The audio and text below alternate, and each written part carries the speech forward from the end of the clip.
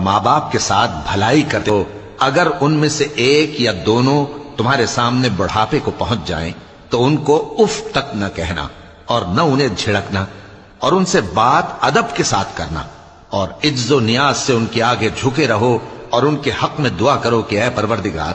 جیسا انہوں نے مجھے بچپن میں شفقت سے پرورش کیا ہے تو بھی ان کے حال پر رحمت فرما، جو کچھ تمہارے دلوں میں ہے تمہارا پروردگار اس سے بخوبی واقف ہے، اگر تم نیک ہوگے تو وہ رجوع لانے والوں کو بخش دینے والا ہے، اور رشتہ داروں اور محتاجوں اور مسافروں کو ان کا حق ادا کرو، اور فضول خرچی سے مال نہ اڑاؤ کہ فضول خرچی کرنے والے تو شیطان کے بھائی ہیں، اور شیطان اپنے پروردگار کی نعمتوں کا کفران کرنے والا یعنی ناشکرا ہے۔ اور اگر تم اپنے پروردگار کی رحمت یعنی فراخ دستی کے انتظار میں جس کی تمہیں امید ہو ان مستحقین کی طرف توجہ نہ کر سکو تو ان سے نرمی سے بات کہہ دیا کرو، اور اپنے ہاتھ کو نہ تو گردن سے بندھا ہوا یعنی بہت تنگ کر لو کہ کسی کو کچھ دو ہی نہیں، اور نہ بالکل کھول ہی دو کہ سبھی کچھ دے ڈالو، اور انجام یہ ہو کہ ملامت زدہ اور حسرت زدہ ہو کر بیٹھ جاؤ۔ بے شک تمہارا پروردگار جس کی روزی چاہتا ہے فراخ کر دیتا ہے اور جس کی روزی چاہتا ہے تنگ کر دیتا ہے، وہ اپنے بندوں سے خبردار ہے اور ان کو دیکھ رہا ہے۔ اور اپنی اولاد کو مفلسی کے خوف سے قتل نہ کرنا، کیونکہ ان کو اور تم کو ہم ہی رزق دیتے ہیں، کچھ شک نہیں کہ ان کا مار ڈالنا بڑا سخت گناہ ہے، اور زنا کے پاس بھی نہ جانا کہ وہ بے حیائی ہے اور بری راہ ہے،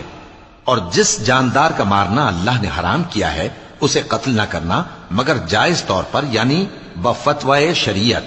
اور جو شخص ظلم سے قتل کیا جائے ہم نے اس کے وارث کو اختیار دیا ہے کہ ظالم قاتل سے بدلہ لے، تو اس کو چاہیے کہ قتل کے قصاص میں زیادتی نہ کرے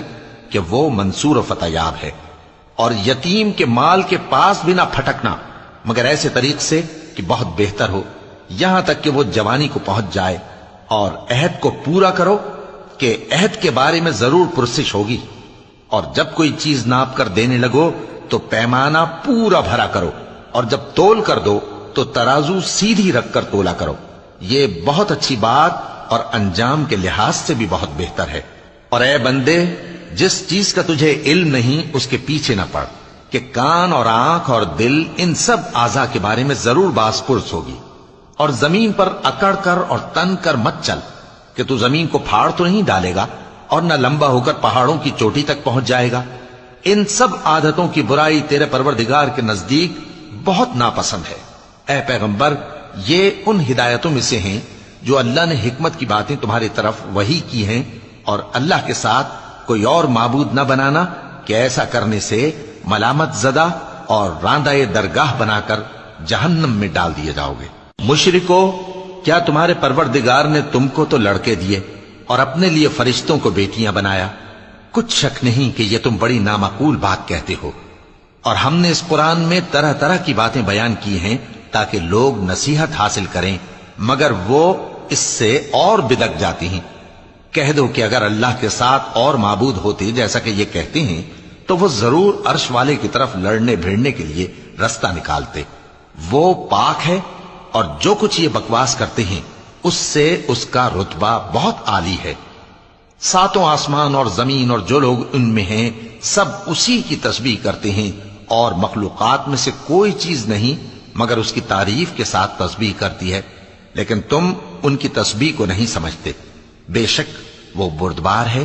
غفار ہے۔ اور اے نبی، جب تم قرآن پڑھا کرتے ہو تو ہم تم میں اور ان لوگوں میں جو آخرت پر ایمان نہیں رکھتے چھپا ہوا پردہ یعنی حجاب ڈال دیتے ہیں، اور ان کے دلوں پر بھی پردے ڈال دیتے ہیں کہ اسے سمجھ نہ سکیں، اور ان کے کانوں میں ثقل پیدا کر دیتے ہیں۔